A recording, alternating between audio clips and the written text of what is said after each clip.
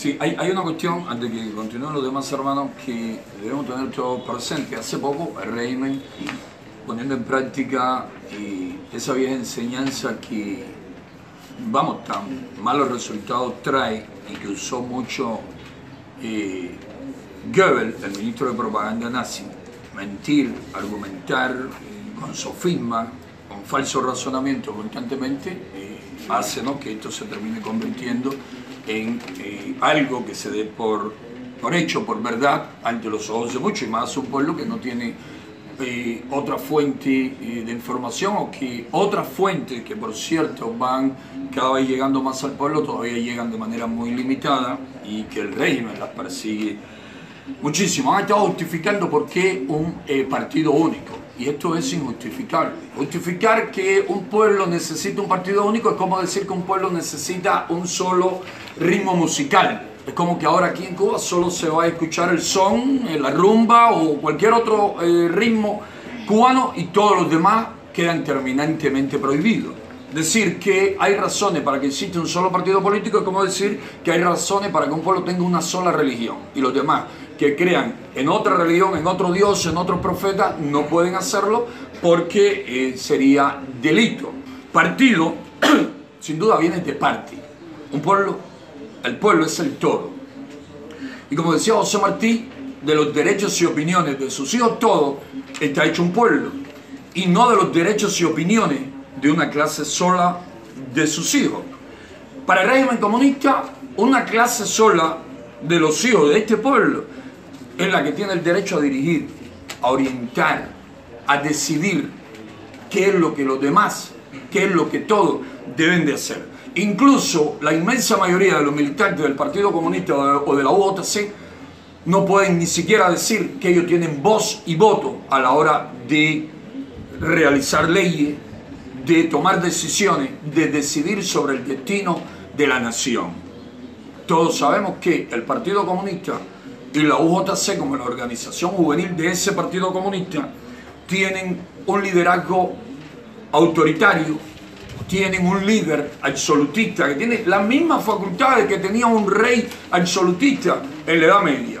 Fidel Castro primero y Raúl Castro después tienen las mismas facultades y pueden hacer lo mismo que hacía Luis XIV en Francia, que decía que el Estado era él. Si no hay ninguna diferencia. Si quieren fusilar, fusilan. Y no solamente en un principio. 2003, 3 jóvenes, por intentar llevarse una lancha, por intentar escapar del país, no justificamos esa acción, es delictiva, pero no para que le fusilasen. En cuestión de nada fueron fusilados por órdenes de Fidel Castro. A otros secuestradores de aviones le tuvieron aterrorizado hasta último momento, y solo pudieron respirar cuando oyeron al mismo Fidel Castro, que era el primer secretario del Partido Comunista y a la vez el primer juez, el primer legislador, el primer de todo en la nación. Hasta que no oyeron a Fidel Castro decir delante de ellos, delante de Oliver Stone, que no lo iban a fusilar, pero que había que imponerle una alta condena. Aquellos jóvenes que conocí en la prisión de Penal del Río no respiraron como lo hace un ser humano. Temían a cada segundo que le fusilasen en cualquier momento. ¿Por qué? Porque pueden hacer lo que les venga en gana. Dije anteriormente que al no haber verdadera división entre los poderes del Estado, los fiscales, los tribunales, los policías, los investigadores, todos los legisladores, todos obedecen a los intereses del Partido Comunista, del Partido Único. Y como en estos partidos sucede, como decía George Orwell, en Rebelión en la Granja, el camarada Napoleón siempre tiene la razón. Todo el mundo tiene que seguir el ritmo, el camino, las orientaciones que estos individuos deciden. Ningún militante del Partido Comunista, por mucho deseo que tenga de hacerlo, se atrevería a cuestionar la autoridad del primer secretario del Partido Comunista. A ninguno se le ocurrió nunca, por ejemplo, decir que cuando Fidel Castro dijo en la Universidad de La Habana, creo que en el 2002, que el peor error, el principal error que habíamos cometido todos, era creer que alguien sabía de cómo se construye el socialismo. Imagínense, más de 30 años, casi 40 años, o más, construyendo según ellos el socialismo para llegar a esa fase superior que le llamaron ellos comunismo, que Carlos Marx le llamó comunismo y ellos continuaron llamándole así, y de momento el hombre dice que nadie sabía qué estaban haciendo. Es decir, qué estaban haciendo, comiendo sabe Dios qué cosa, menos lo que nos dijeron que estaban haciendo desde un principio. Y se le ocurrió a alguien pararse y decir, discúlpeme, pero usted es un incapaz, un inepto, usted no está bien de la cabeza, por lo tanto usted tiene que renunciar ahora mismo porque usted se está burlando de nosotros y parece que se burla de sí mismo. Por lo tanto, yo exijo su renuncia. Ninguno se atrevió a hacerlo. Todos sabemos que cuando se han atrevido a decir algo muy en un marco muy estrecho, apenas ha llegado a los oídos de Fidel Castro primero o de Raúl después, lo que le espera es fusilamiento, lo que le espera es larga prisión, lo que le espera es humillación, defenestración, vamos, que los humillen, que les impongan el más cruel ostracismo. Y hay muchísimos nombres. Están aquellos comandantes, William Morgan, está aquel Eloy Gutiérrez Menoyo, 25 años de prisión, está Ubermato, 20 años de prisión, más acá Ochoa fusilado, en los cientos de fusilados en los primeros años del triunfo del régimen. Están los casos de Carlos Aldana, están los casos más recientes de Carlos Lage, que era como era el delfín del régimen, de Felipe Pérez Roque, están los casos de unos cuantos ministros, están los casos de un número bastante largo de personas que en algún marco muy estrecho han dicho en un momento que están equivocados sus dirigentes, que no saben lo que están haciendo, que lo que hacen siempre va en contra del pueblo, cualquier cosa, lo mínimo que digan, que son unos dinosaurios políticos, que es una realidad, es una gran verdad. ¿Y qué le cuesta? Le cuesta lo que acabo de decir, lo que le ha pasado a todos esos que mencioné y a otros tantos que no he mencionado. Es decir, el peor de los castigos. Por lo tanto, es una burla al pueblo cubano, es una burla al continente americano, es una burla a la primera potencia del mundo libre que es vecina nuestra, a Canadá, que es una nación ejemplar en materia de desarrollo y de democracia, que el régimen cubano ande diciendo que su actual constitución es democrática y que la nueva es aún más democrática porque se ajusta a los nuevos tiempos, a los nuevos momentos que vive la nación y que vive el mundo. Es una burla enorme, es una falta de respeto que ningún ser humano digno, ningún ser humano que se respete a sí mismo puede permitir. Es la constitución, repito, del lobo para seguir comiéndose, para seguir acabando con las ovejas. Es la constitución del milano, del gavilán, para comerse a las palomas. Y el pueblo cubano ya es hora de que el pueblo cubano deje de ser oveja víctima o paloma víctima. Es el momento ya de que seamos ciudadanos, que hagamos que se nos respeten nuestros derechos, que expresemos lo que en verdad sentimos y que defendamos nuestros intereses con coraje, con valor, porque lo que sí es una realidad innegable es que ninguna tiranía, por poderosa que sea, puede seguir humillando, oprimiendo, explotando a un pueblo o obligando a un pueblo a vivir en la más profunda miseria, si ese pueblo decide retirarle su consentimiento, retirarle su apoyo, si ese pueblo decide decirle no a ese régimen, no a sus leyes injustas, arbitrarias, no a sus constituciones, sí a nuestros derechos, a los derechos de ella, de él, de ellos, de nosotros, de todos los cubanos.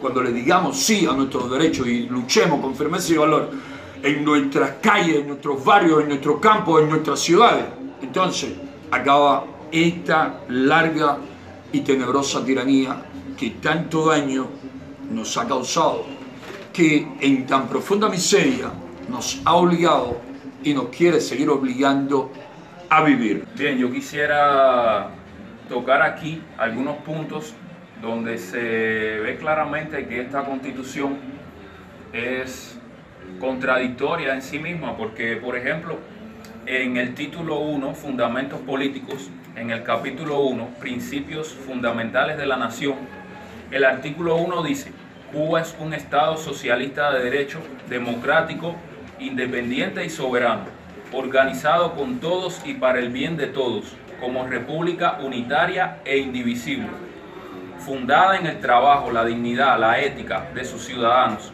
que tiene como objetivos esenciales el disfrute de la libertad política. Esto es lo primero: disfrute de la libertad política, la equidad, la justicia e igualdad social, la solidaridad, el humanismo, el bienestar y la prosperidad individual y colectiva. Esto es en el artículo 1.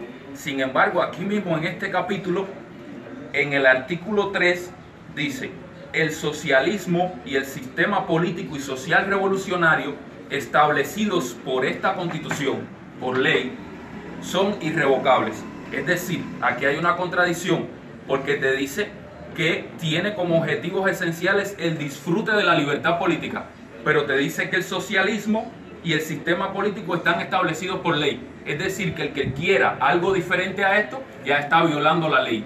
Entonces hay una contradicción porque no hay libertad política entonces. Y también se está violando el título de derechos, deberes y garantías en el capítulo 2, derechos individuales, específicamente en el artículo 59, donde dice: el Estado reconoce, respeta y garantiza la libertad de pensamiento, conciencia y expresión. Es decir, que el que piense algo diferente a lo que sea el sistema político que esté establecido por ley, ya está violando la ley. Pero al mismo tiempo la Constitución misma está violando la ley, porque dice que cada ciudadano tiene, es decir, que el Estado reconoce y respeta y garantiza la libertad de pensamiento, conciencia y expresión. Es decir, que la Constitución en sí misma es una contradicción. Total. Igual que la anterior.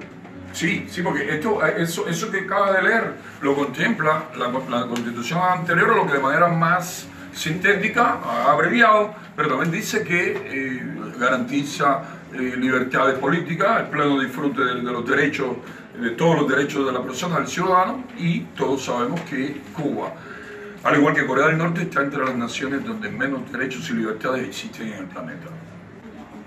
Oye, yo quería apuntar ahí, disculpa Camilo, un momento siguiendo el tema, que dice acá en la introducción que de manera singular destaca el desarrollo de una amplia gama de derechos a tono con los instrumentos internacionales de los que en esta materia Cuba es parte. A ver, todos sabemos de que el Estado cubano se niega a ratificar los pactos internacionales de derechos humanos, que son pactos internacional de los derechos civiles y políticos y de los derechos económicos, sociales y culturales. Y para las personas que no son, es decir, que no dominan el tema, la Declaración Universal de Derechos Humanos tiene carácter consultivo, pero no vinculante. Los pactos sí, pero no basta con firmarlos. Para que tenga carácter vinculante hay que ratificarlos. Y cuando digo carácter vinculante, estoy hablando de que si lo firmas, lo ratificas y luego lo violas, estás sujeto a sanciones, a investigaciones y demás, lo cual sin duda es algo muy positivo para que los gobiernos respeten los derechos humanos y para que los ciudadanos de los gobiernos que hayan firmado y ratificado estos pactos tengan algún tipo de respaldo y garantía internacional. En este caso, ellos dicen esto, pero realmente no han ratificado los pactos internacionales de derechos humanos. Desde aquí estamos instando a que lo ratifiquen, o si no, que le den una explicación pública al pueblo, porque el pueblo la merece.